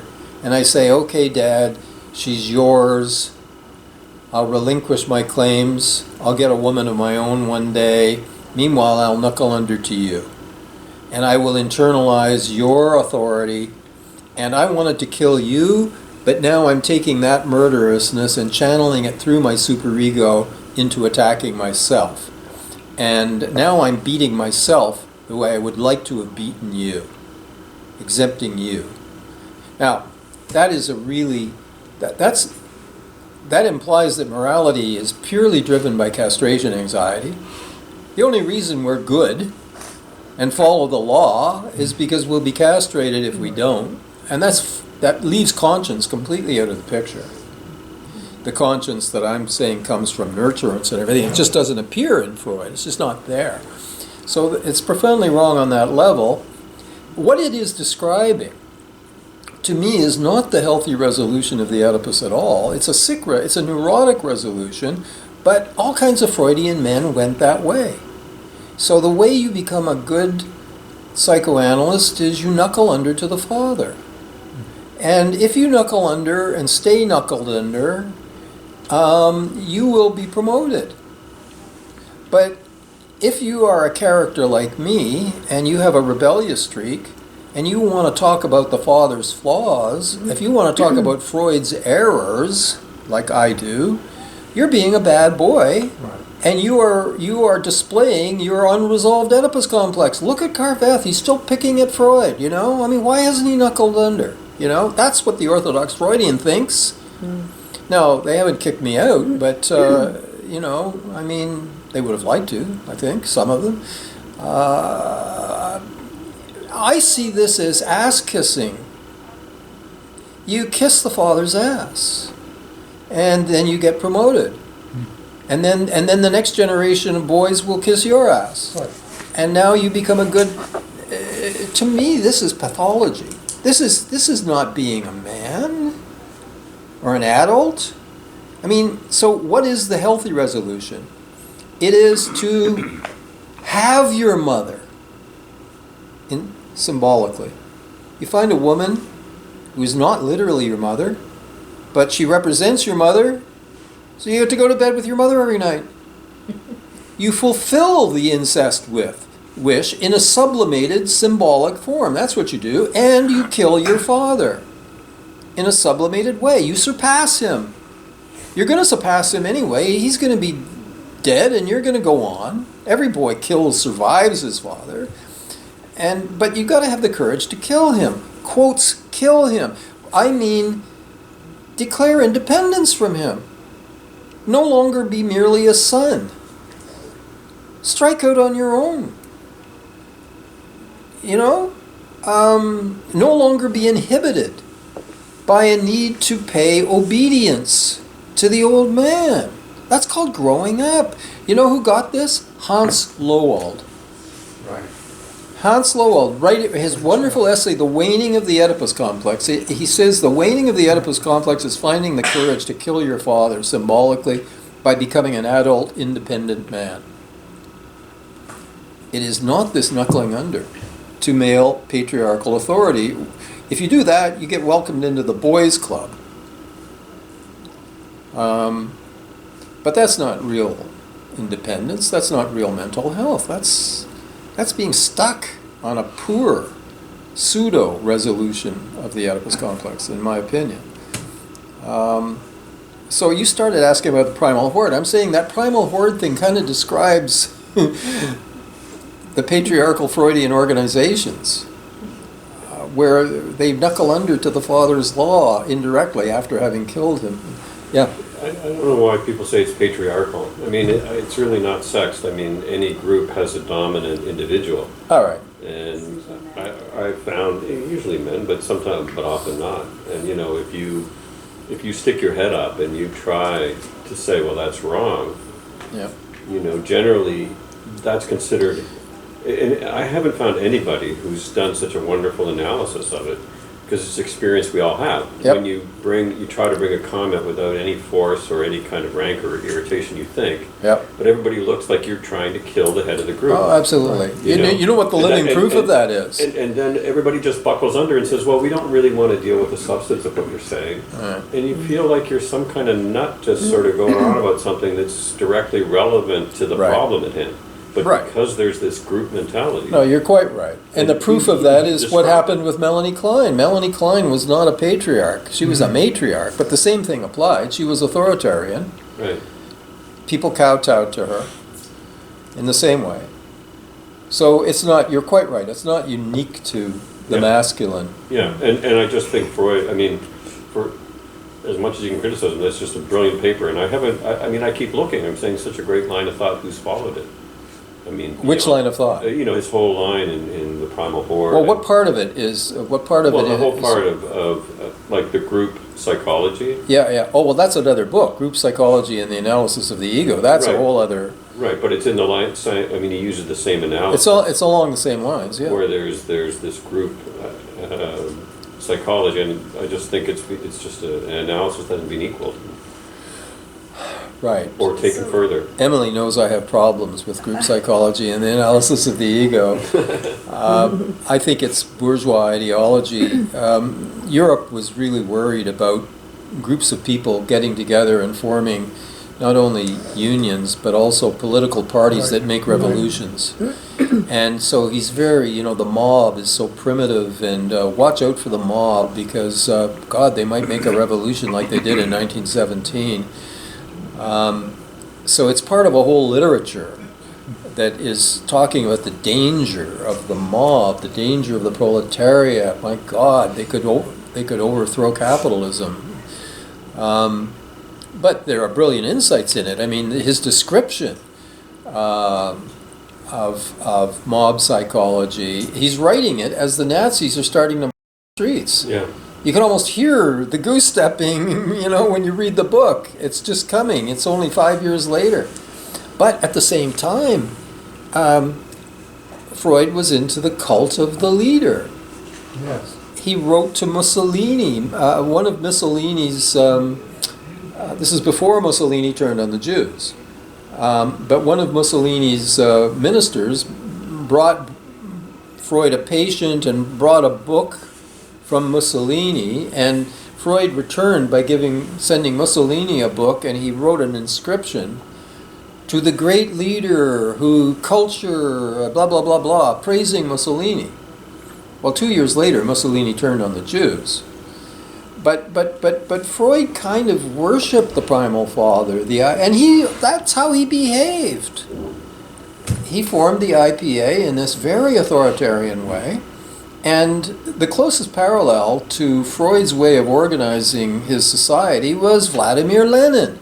another authoritarian patriarch who set up an organization based on lying and manipulation and authoritarianism, and Stalin comes next. But Lenin, I mean, Trotsky in his early years diagnosed what was wrong with Leninism, but then he caved and joined Lenin. And then he paid the price with a nice pick in the back of his neck. But I mean, Trotsky nailed it, the whole doctrine of centralism and how it would eventually deteriorate into one supreme leader. He predicted what was going to happen in the Soviet Union, but then he turned away from it and joined Lenin and the Bolsheviks. But Freud organized... Now here's an interesting thing I pointed out in the book. Arnie Richards, New York analyst, he pointed out that the people you would never think were card-carrying members of the Communist Party of the USA, Leninist, Stalinist, Charles Brenner, Jacob Arlo, Ralph Greenson. These were legendary Freudian analysts. They were all members of the Communist Party of the USA. Greenson's housekeeper in California had worked with him in his cell, and he kept her working with him for the rest of his days. Now, in the face of McCarthyism, these guys just completely dropped their connections with communism, but they fit perfectly into the IPA. But yeah, I mean, I don't think it's just. I mean, take a look at Trumpism. I mean, there is a father figure, and I had this argument with Mladen Delar because he said, "How can Trump ever be a father?" But he fits, and Lacan says about the father, his function is to amaze. He just has to be always amazing. That's what the father has to do. Well, Trump does that, and and so now you've got 50% who just can't hear anything else, like literally. 80 more or like 90%. 40%, isn't it? 80 or 90% of the Republican Party. Oh, the Republican Party, but the American people, he's still like in the high 30s, early 40s, isn't he? That's just an incredible number. Oh, of course it is. So, it's shocking. It's not about IPA or Marxism, it's also a structure. It's a structure that's endemic. Yes. Yeah, well, but it's an authoritarian structure. To be amazed is to be stupefied. As the word says, it's amazed, you are confused and ideationally in all directions. Stupefied. Right? Stupidified. So this is why in groupthink, if you get people by the scruff of their neck psychically, they'll march off in any direction. Oh yeah. Ray Kuhn, Nazi, or not. This is just another manifestation Oh, absolutely. of the same behavior. But the best book on this since Freud is Erich Fromm, Escape from Freedom. Yeah. And now he was an analyst, and a Marxist, but he was also an existentialist. And like Jean-Paul Sartre, Fromm believed that freedom is this burden that we can't bear. Yeah. Who will relieve me of my freedom? I can't take this responsibility, so I'm ready to lay it down at the feet of someone who'll tell me what to do. That's the Grand Inquisitor. Yes. Dostoevsky, eloquently saving us from the greatness of our possibilities. Well, yeah, absolutely. Christ comes back in the middle of, and the Grand Inquisitor arrests him. Yeah. Throws him in the dungeon, and at midnight goes down to visit him. And he says, "Why on earth have you come back? We've spent centuries trying to undo the damage you did by expecting people to be mature and free, and they can't because they're sheep. And what they need is magic, miracle, and authority. And that's what we've been giving them. And now you come back to try to undo all of the reparative work we've been trying to do." That's brilliant, right? I mean, but Escape from Freedom, Fromm really nails it. Freedom as a burden, condemned to be free, is Sartre's way of putting it. It's not that we ought to be free, we're condemned to be free, and we can't stand it. So you think what's being crucified is the conscience? Yeah. Good point. Yeah. Absolutely. And truth. The conscience speaks truth to power. Yes, it does. That's one of my great heroes is Ed Snowden. I think he's just so admirable. Apparently there's an amazing interview with him by Joe Rogan on YouTube. Hour-long interview with Snowden by Joe Rogan. I haven't seen it yet. Recently? Yeah, within the last couple of weeks. Yeah, I've got to listen to it. Probably watching everybody who watches it. You're being watched for everything anyway, right? Okay, so I did my Winnicott thing. Not to pathologize him unnecessarily, but that's how psychoanalytic creativity works. We have a streak of something and we raise it to theory. And sometimes the theory makes sense. I mean, look, one of the great contributions to the psychoanalytic understanding of narcissism is Heinz Kohut, who was apparently kind of a pathological narcissist. But there he contributed some important ideas about how to work with narcissism. Is anyone that's following up on your conscience book? Like, is it a thing now in psychoanalysis, or I mean, are you theoretically underpinning or grounding it anywhere, or? I'm getting attention for it. People are quoting it here and there. I'm not the first one to have made this. I thought I was, and people were telling me you should check out Neville Symington. He seems to be saying some of the same kinds of things as you're saying. So I avoided Neville Symington. He's pretty unreadable, actually. Well, I read him. Me to him. What's that? You pointed me to him, and he's not that great a read. But. He's got some pretty good ideas. He does around the same time. I don't know whether he got to it before or after me. I'm not going to get into a priority thing, but no, he does nail the distinction between superego and conscience. Okay. He definitely does. It's there in his writings. Mm-hmm. He got to it certainly independently of me, and I got to it independently of him. But the point is, it's support for my idea, or I'm supporting his idea. Who cares? The point is that he too saw the need for this, The great Erik Erikson, he saw the problem, but he went for the wrong solution. He tried to find conscience in ego ideal, and that doesn't work. Right. But Symington did get there. And Symington He's religious as well, actually. Sorry? He's religious as well. Goodbye. This just shut down. He wrote a really good book called Emotion and Spirit on religion. That's Erikson. No, this is Symington. Okay. Symington, Emotion and Spirit, and that is a great book because he doesn't theorize it in Kleinian terms as I do, but he's making the same point. He makes a distinction between what he calls primitive religion and mature religion. Mm-hmm. And he had to correct himself because people thought he meant primitive religion, the religion of so-called primitive races, and that, of course, is not what he meant at all. By primitive, he simply meant immature, paranoid schizoid. Okay, so what he calls primitive, I call paranoid schizoid, and what he calls mature, I call depressive position. But he sees these two different types of spirituality, and two different types of mysticism, spirituality, religion. And he writes well about this stuff. I think that's an important book. That's his best book. His book on narcissism is interesting, but not so great, I don't think. But he definitely is on the conscience. He doesn't zero in on it quite the way I do, but he's definitely got it, that distinction there. Yeah. I mean, I hope it catches on more. I hope people start to build on it.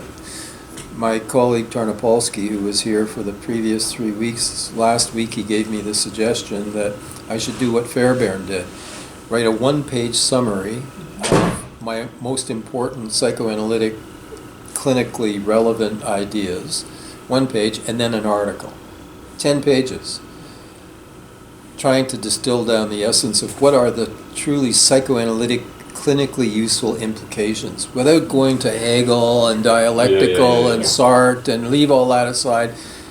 Psychoanalytic clinical work, what's the implication? And I'm going to do that because I've tried to talk about it, but I've gone off in too many directions at once. The clinical implications are that, to put it briefly, while we should not be super ego-ish with our patients, we need to carry the conscience in the treatment. And this idea of not being super ego-ish, unless you've got a conscience concept, then what are you? Just a complete ethical relativist with your patients? You can't in any way call your patients, call them on their lies, call them on their unconscionable behavior. I don't mean reproach them, but look, I think they count on us to have a conscience. I think they want us to have a conscience. They don't want us reproaching them and beating them over the heads, but look, it's known like with adolescents, if the parent is so lenient that he lets the kid just go wild, the kid is in deep pain because his anxiety is off the scale. He wants a parent who will help contain him and give him some direction. And so I think the therapist needs to be alert to the way the patient's bad behavior is getting the patient in trouble. Because the only way that you help a patient become well is to get him back on the path of the right, the good. You know, we've been allergic to this language of bad and good. We try to replace it with this medical language, but it's baloney. We're really in the business of trying to help bad people become good, but not in a super ego-ish way. People have to cut out their bad behavior. They have to know what bad behavior they're engaged in. And they have to understand how they work, because they will punish themselves for this bad behavior, or they will get themselves punished, or they'll stay in a lousy marriage where they're being beaten quite regularly, you know, or whatever. They'll sabotage themselves. The only way for them to be cured is to go straight and to conform their lives with their conscience, not with their superego. Ed Snowden defied the superego. He conformed himself to the conscience. Now, he pays a price. I mean, people who conform themselves to their conscience often pay with their lives. Christ got crucified. You know, people often say, be careful before you become a Christian, because if you make your leader a guy who got nailed to a cross, chances are maybe that'll happen to you too. You know, and a lot of Christians are embarrassed by the fact that they call themselves Christians and they haven't yet been nailed to a cross. So what kind of a Christian am I? I'm not living in exile in Russia. Ed is. So, gee, whistleblowers, man. I mean, you know, if you stand up to obvious corruption, you're gonna pay a big price, you know. Okay, well, let me go back. I had to scan it quickly, and but.